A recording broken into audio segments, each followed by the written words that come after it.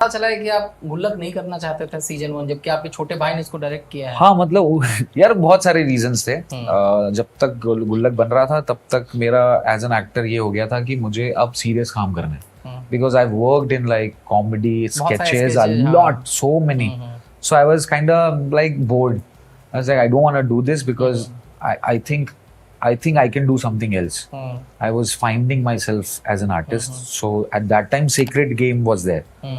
आ गया and Sacred Game I loved it. ऐसा ऐसा क्यों नहीं मिल रहा है मुझे कुछ। और उस समय गुल्लक ये बन रहा था घर पे। तो अमृत ने मुझे बोला कि मतलब मैंने अमृत से बोला कि अच्छा क्या सीन है, क्या कर रहे हो। उसने बोला गुल्लक करके मैं एक शो कर रहा हूँ। तो मैंने कहा ठीक है करो। मैंने कहा क्या, मैं अपनी कम्युनिटी रन कर रहा था फॉर इंडी फिल्म मेकर्स।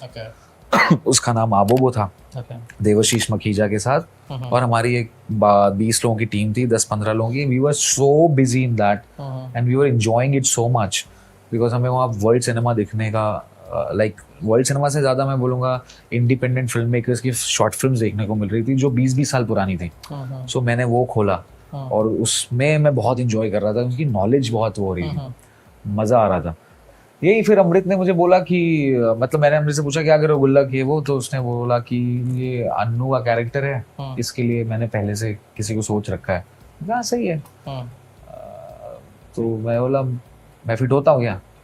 तो ना नहीं तुम गाँव के नहीं लगते। अच्छा। तो मेरे को बुरा लग गया वो। अच्छा, आपको चुभ गई बात? हाँ चुप गई। मैंने बोला यार गाँव का ही तो हूँ। ये क्या बात है, मतलब कोई और बोले मुझे समझ में आएगा। खुद का भाई बोल रहा है हाँ कि मतलब गाँव के मेरा नहीं खुद का लगते भाई हो। बोल रहा है कि एक अच्छा भी लगा कि अच्छा मैं शायद गाँव का नहीं दिखता। मैंने बोला यार नहीं यार ऐसा कुछ नहीं, मैं मतलब ठीक है मैं हूँ गाँव का। तो फिर क्या वो एक एक्टर को पहले ही सोच चुका था जिसको लेना था, एंड आई थिंक वो ऑडिशन उसको नहीं वो समझ में आया। एंड बहुत लोगों ने ऑडिशन दिया उसका, बहुत लोगों ने ऑडिशन दिया था। फिर लास्ट में निखिल ने बोला, तो निखिल ने बोला कि यार एक बार लेके तो देख लो ऑडिशन। तो अमृत ने बोला अच्छा ठीक है, अच्छा तुम अगर इंटरेस्टेड हो तो मैं स्क्रिप्ट भेज रहा हूँ ऑडिशन की, दे लो आके। तो मेरे भी ईगो पे लग गया था। तो मैं बोला अब तो मैं इसको ऐसा ऑडिशन दूंगा कि इसको समझ में आएगा ये किससे वो। तो हम लोग में चलता था थोड़ा उस समय। तो ऑडिशन स्क्रिप्ट आई, मैंने पढ़ी, मेरे को बहुत अच्छी लगी। और आपको ऑडिशन स्क्रिप्ट पढ़ के समझ में आ जाता है, जब आप बहुत सारे ऑडिशन दे चुके होते हो आपको समझ में आता है कौन सी घटिया ऑडिशन स्क्रिप्ट है और कौन सी अच्छी है। तो मैं हमेशा ना घटिया देता ही नहीं था कभी। मुझे ऐसा लगता था यहाँ मैं टाइम वेस्ट करना ही नहीं है। मतलब मेरा शुरू से ऐसा था कि मैं काम वही करूंगा जो मेरे दिल को लगेगा, जो मुझे लगेगा कि हाँ इसमें मुझे बैठ के अपने 4 घंटे देने। अगर मुझे पता चल रहा है पढ़ने के बाद कि इसमें नहीं टाइम वेस्ट करना है तो मेरा क्लियर था कि मैं काम ही नहीं करूंगा, मैं चलेगा, मैं घर पे बैठूंगा कुछ नहीं करूंगा, बट मैं यहाँ पे अपनी एनर्जी वेस्ट नहीं करूंगा। वो क्लियर था मेरा। उस वजह से बहुत लंबा समय भी लग गया, क्योंकि फिर आप हो कौन और मैं क्वेश्चंस पूछता हूँ। अच्छा ये कैरेक्टर है तो ये क्यों है, इसके पीछे का क्या है, और सब आंसर्स नहीं देते। सबको लगता है आप ब्रो आ जाओ ना ऑडिशन के लिए। मैं बोला ब्रो बताओ ना पहले। सो मैं और कहीं कोई ईगो या वो नहीं था। मतलब मुझे जानना था कि मैं किस लिए आ रहा हूँ, क्या है बैक स्टोरी, कुछ इम्पोर्टेंट कैरेक्टर है। और अच्छा हो गया ऑडिशन। फिर उसने दूसरा सीन दिया, वो था आपको नहीं पता है। तो वो और अच्छा था। तो फिर मैं निक्कर पहन के गया था, टी शर्ट पहनी थी, मैं गया उधर ऑडिशन दे दिया। तो उनको पसंद आया, अमृत को बहुत अच्छा लगा, सब लोग थे 3-4 लोग थे। हाँ भाई ने, अब ये गाँव का है। नहीं भाई ने उस समय नहीं बोला कुछ। उसने शाम हमको मुझे फोन किया कि यार ऑडिशन तो अच्छा लगा है सबको, सबने देखा है टीवीएफ में, सो करते हैं। बट फिर वो लिखा हुआ था यार मेरे। शूट हो रहा था, इसका क्या इमोशनल ग्राफ आपको क्या लग रहा है कि कहाँ पे थे आप वहाँ पे? क्या अपने पर्सनल लाइफ से भी कुछ चीजें आ रही थी जब ये सीन परफॉर्म कर रहे थे आप? जब मैंने दूसरा पढ़ा ना तो मैं हर बार रोता था स्क्रिप्ट पढ़ने को, क्योंकि वो इतना प्यारा लिखा हुआ था। और मैं क्यों रिलेट कर पाया, क्योंकि जो बाप और लड़के का जो रिलेशन है ना वो मेरा और मेरे पापा का रह चुका है, और वो अभी भी है यार। वो गुस्सा मुझे अपने पापा से है। वो मैं बोलता नहीं हूँ बट मैं अपने एक्शंस में दिखा देता हूँ। वो ऐसे गुस्से हैं कि अमृत नहीं होता, मैं होता हूँ। जैसे कि मेरे पापा यहाँ आते हैं अगर, तो एक तो हमारे बीच में ज़्यादा बात नहीं होती। हाँ तो जैसे बचपन से पैसे नहीं है, पैसे नहीं है, पैसे नहीं। मैं जब वो आते हैं ना तो मैं सबसे महंगे रेस्टोरेंट में लेके जाता हूँ, उनके सामने मैं इतना पैसा खर्च करता हूँ।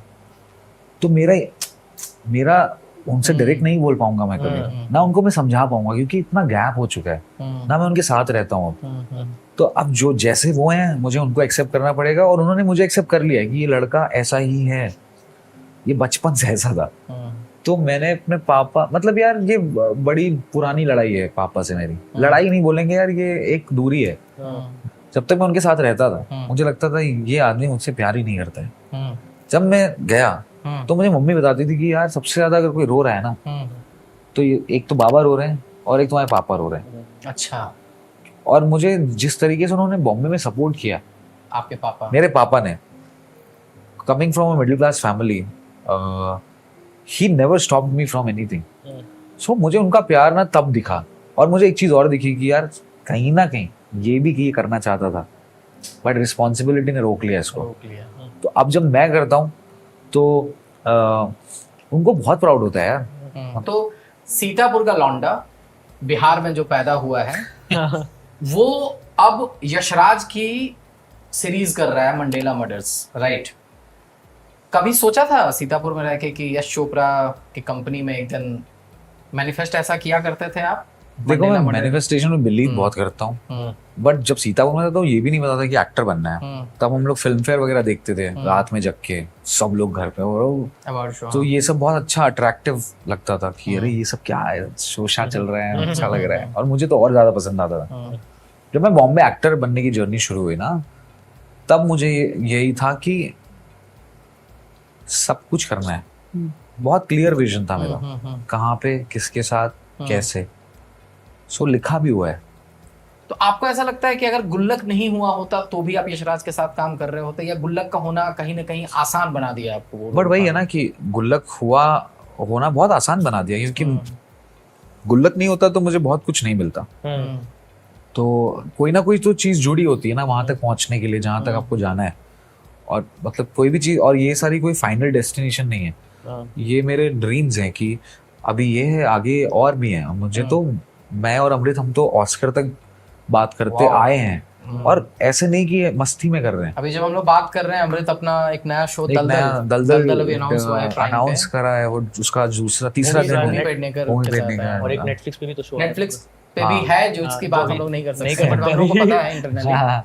ओके, तो वैभव कैसा लगा बात करके, बताओ आप। अरे बहुत अच्छा लगा यार, मस्त मजा आया खूब। तुम लोग को मजा आया? बोर हो गए ऐसा? नहीं, बोर तो बिल्कुल नहीं हुए, क्योंकि वो यार मुझे एक और बहुत अच्छी चीज जो मुझे बहुत अच्छी लगती है अपने बारे में, जो मैं वो करता हूँ, प्रैक्टिस करता हूँ, कि मुझे ना नए लोगों से मिलना बहुत पसंद है। That's why I travel also, to meet complete strangers and to just talk and dump my this thing, I get to know you also.